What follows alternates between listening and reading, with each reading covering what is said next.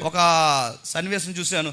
లేక పుట్టాడు ఆ కొడుకు, లేక పుట్టాడు. వాడి గురించి ఎంత ఏడ్చారో. ఆ లేక పుట్టిన కొడుకు మేము ఇంకా చూస్తుండగా వాళ్ళ నాన్న వాడైతే చెప్పిన మాట వినలేదని వాడి మీద కాలు ఎత్తేసాడు. కొడుకు ఏడు అంటున్నాడండి, కాలు ఎత్తుతున్నాడు. ఆ కాలు కాడ దొరకలేదు కానీ తంతే ఆడికి ఏ ఇనుపో సిరిగిపోను.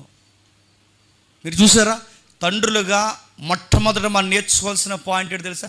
నీ ఎదవ కోపాన్ని నీ పిల్లల ముందు ప్రదర్శన చేయకు. వాళ్ళు ఉన్నప్పుడు డౌన్ అవ్వు, డైనోసార్ లాగా అయిపోకు. వాళ్ళు ఉన్నప్పుడు మీ ఇష్టానుసారంగా మాట్లాడుకోకండి. వాళ్ళు చూస్తారు, అబ్జర్వ్ చేస్తారు.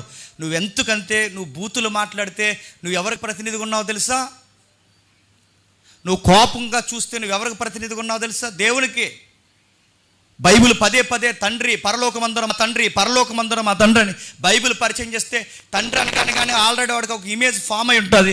తండ్రిని పరిచయం చేస్తున్న బైబిల్ ఇప్పుడు తండ్రిని ఆయన అర్థం చేసుకోవడానికి ముందు తండ్రిగా నువ్వు కనబడతావు. ఇప్పుడు ఈ ఇమేజ్లోంచి ఆ ఇమేజ్ నాడు ఎలా అర్థం చేసుకుంటాడు? దేవుడికి కోపం అంటే మా నాన్నకలాగా ఉంటాడు అనుకుంటాడా వాడు? దేవుడికి ఇదిగో ఆయన ఇలాంటి పదాలు ఉపయోగిస్తాడంటే నువ్వు ఉపయోగించిన అలాంటి పదాలు ఆయన